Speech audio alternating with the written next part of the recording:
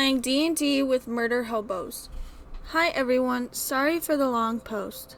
I have cut a lot out to try and save my words. My original copy is massive, but I really wanted to post about this. Obligatory apologies for any spelling, grammar, or formatting mistakes. I am writing this on a tablet in a waiting room. So I'm a longtime player of D&D, having picked it up with 4E in high school. I have recently, after a year-long hiatus, decided to start playing again and maybe begin putting together a campaign of my own. Because of this, I thought it might be a good idea to get off of my chest the story of why I have felt like I needed to take the year-long hiatus and the story of the worst group of D&D players I have ever played with. The names have all been changed to protect the anonymity of all of those involved. So to set the scene, I had been without a group for a few months, owing to the fact that I had recently changed towns. I decided that I wanted to get involved in a new group, meet some people in my new town, and hopefully bond with people over the completion of a few quests. I put a call out looking for a group to join, and a friend I met at a local game store, we will call Hank, said that he had heard of a guy putting a game together in a world he had been creating for about 10 years. Well, I was super excited and immediately hit this guy up. His name was Gordon, and he was in his mid to late 30s. He had been playing D&D every week since he could read, as he put it, and we rolled a character for me to play. We were going to play 5E. I was playing an ex-servant who was sold to a school of magic by her mistress when she was 10, and then spent the next 12 years as a maid for the wizards of the school while studying in secret by candlelight. She uncovered a plot within the school and stole a scroll before running off into the night. She was a half-elf wizard, and I was really happy with my character. I did a one-on-one session with the DM before the date of the first group session, as he was running everyone through some minor encounters, and everything was looking really hopeful. When I arrived, I was the last one to arrive, and could tell that everyone was excited to get started.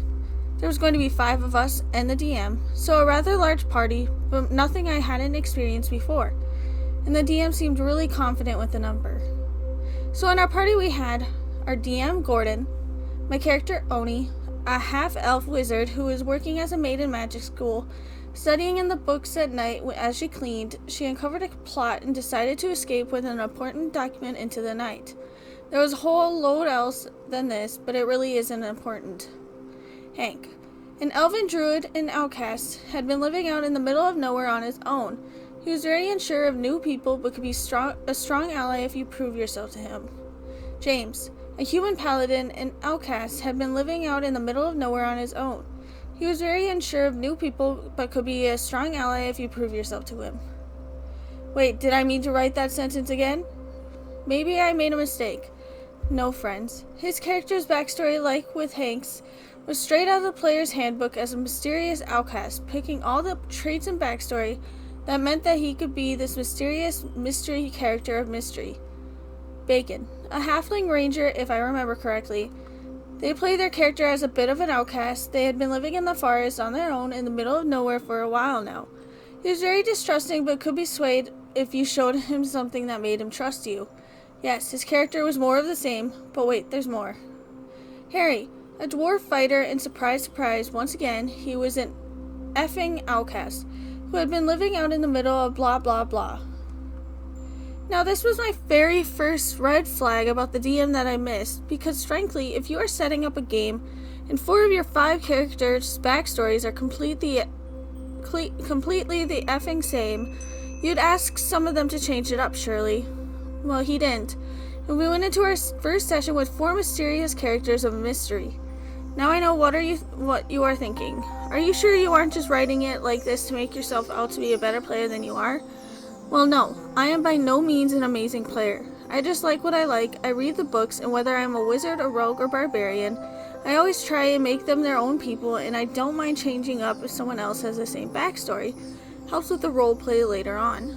Now this first session started great. I bumped into Harry and Bacon on the road. I had come tumbling out of a tree where I had been sleeping to fall in front of the 2 of them. They helped me up, asked me about myself. I told them about my backstory, and they seemed really interested in the scroll, but since neither of them could open and read it, we decided to go to the next town to see if there was anyone there who could guide us.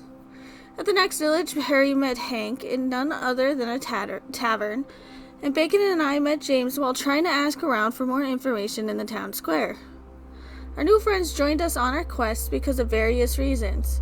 I know that James followed us because his character had the in-game hots for me, and although a very meek and kind guy in real life, he played this great simp paladin role in-game. It was quite funny. So on asking around, we found out some backstory about this world, that there were two gods, the light god and the dark god, and how actions positive or negative fueled the god's powers, and places where a lot of positive things happened would bring prosperity and good fortune to those places, where villainy and crime would bring tyranny and plague. The DM's world was well detailed, and it seemed he had written an NPC for every single encounter. He had this epic tome that detailed his world, all his homebrew items and quests, maps of worlds and encounters. Truly hats off to the man. He knew what he was doing. Well, we were told of these 7 gems, like the Infinity Stones, crossed with the Dragon Balls, that when arranged by a priest of the force for light or darkness, the world could eradicate the opposite force for 1,000 years. Think Vatu and Rava in Avatar: The Legend of Korra. Each stone had its own power, though, with one of the unknown stones having the ability to bring a dead person back to life, and the other would grant the user a strength boost, to put it simply. Every time one of these was used, they would crumble and reform somewhere else in the world. So pretty standard, but a good hook. Well, we found a man who could open the scroll. He informed us that the life crystal was detailed to have been hidden in a vast underground bank ran by gnomes, and that the wizards were planning to steal the gem. We were all very excited and found out where the entrance to the bank was, and all thought that it would be cool if we collected the other 6 gems. Now, I was having a ton of fun at this point. We all began planning our heist. I found that what we needed to show the gnomes to get down into the underground vaults was some kind of gemstone. I was going to go into the bank and show the gnome a stone I had cast minor illusion on to make it look like the membership gem that we had seen another person leaving the bank with. I was then going to go down into their vaults with my companion Hank, who was then going to knock the gnome out and open the locked side doors from the inside, letting the others in from one of the gnome's own access rooms. We were then going to travel all the way down through the vaults and steal the gem. Sounds simple, right?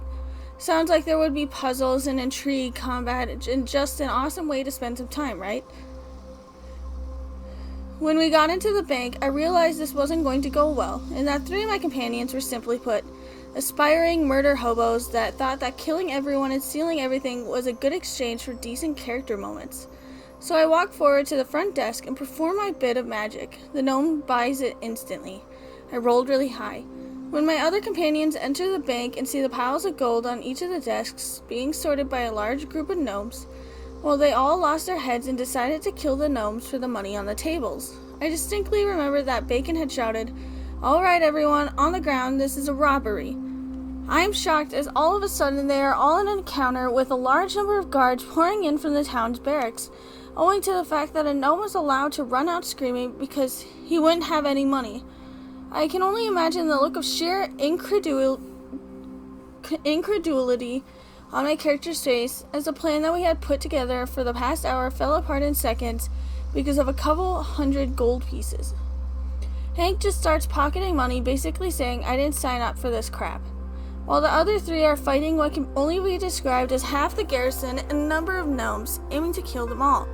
Well, Harry is knocked unconscious almost immediately. I decide that I don't want to be a part in this, as this was really dumb, and my character wouldn't put her life at risk for a bunch of people she met less than a day ago.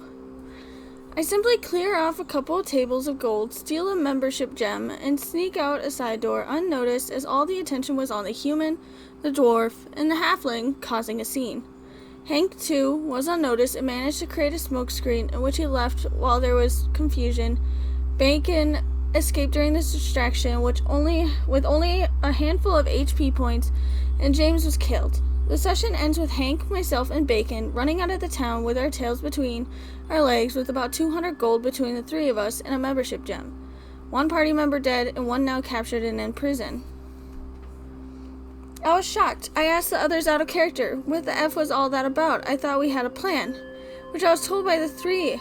It was what my character would have done. Now, like, I get it. Your character has been an outcast. They never see wealth living as a hobo in the woods.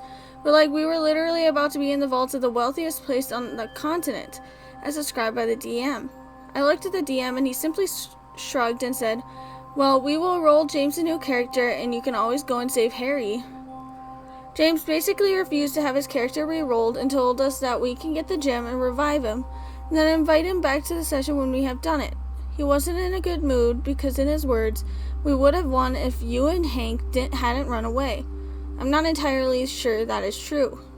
Bacon and Harry both thought this was a great idea, but I couldn't understand why. We spent so long planning how to get this gem when we were just going to run in and try and kill everyone. And then if any of them died, then, well, let's use the gem to bring them back.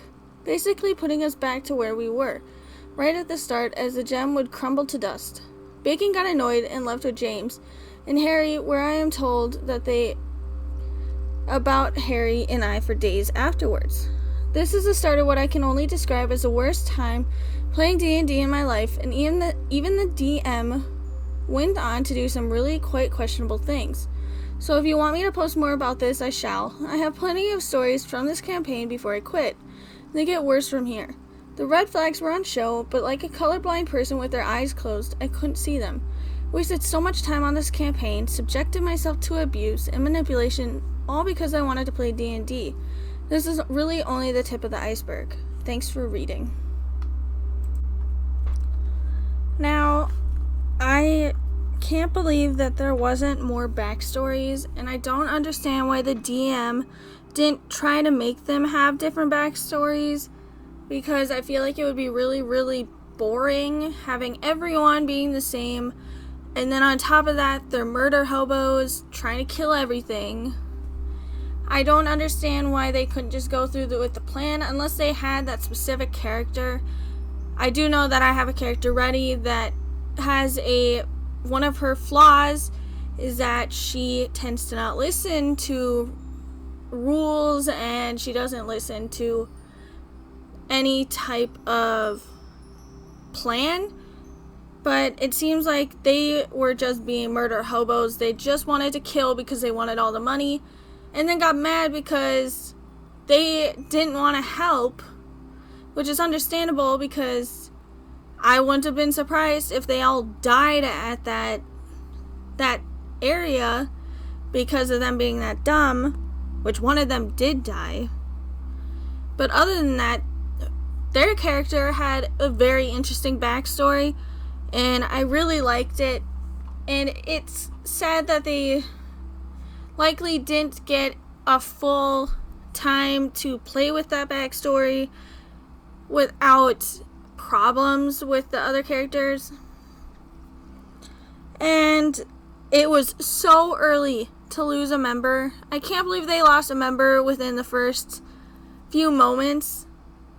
It seemed like it was really early, unless this is like a little bit more in the session or a little bit into the campaign. But to me, it seemed like it was really, really early.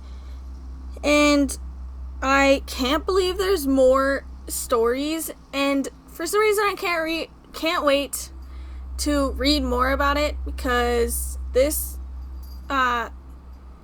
OP is really good at writing their stories, and it makes it easy to see and read.